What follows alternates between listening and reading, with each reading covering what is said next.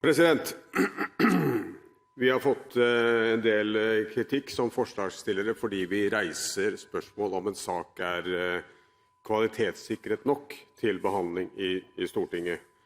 Og det skal jeg være tilbøyelig til å forstå, president, for det ikke veldig ofte det skjer. Men vi fant det faktisk ikke forsvarlig å gå videre med de nye opplysningene vi hadde fått i saken. Og jeg opplever det som en viktig del av Stortingets rolle, president, å nettopp være så bevisst om alle forutsetninger i de vedtak vi skal fatte i denne saken, at vi kan stå oppreist og forsvare de i ettertid. Det faktisk noe av vår rolle som politikere. Og da valgte vi en to-trinns løsning som alle var kjent med, alle partiene var kjent med, til representanten Kjernli, nemlig at vi først ville ha saken tilbake til komiteen, for der å behandle saken på nytt, gjerne med en bred høring.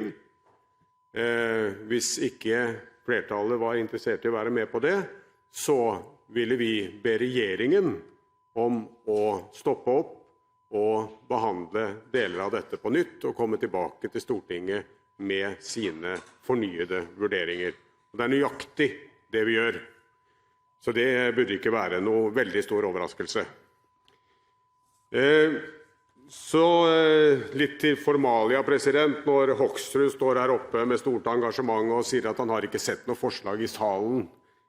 Nei, det skal ikke fremmes noe skriftlig forslag i salen til behandlingen av saken. Så det foregikk helt etter boken, og det vet sikkert presidenten godt.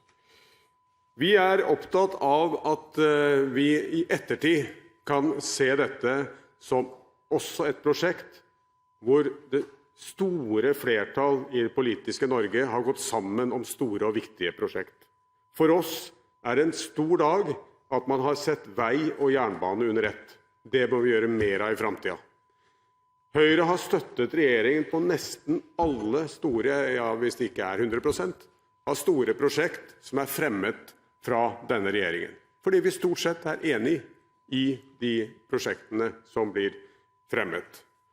Men denne gangen har vi altså sagt at vi føler oss ikke trygge på det premissgrunnlaget som lagt fram, og det må vi ha lov til å si ifra om, president. Og jeg var heller ikke veldig overbevist om statsrådens begrunnelse for hvorfor hun ikke har en KS1-vurdering. Og hvis det slik at man velger bort KS1-vurderinger i flere prosjekt etter eget forgodtbefinnende, så det faktisk en ganske oppsiktsvekkende opplysning.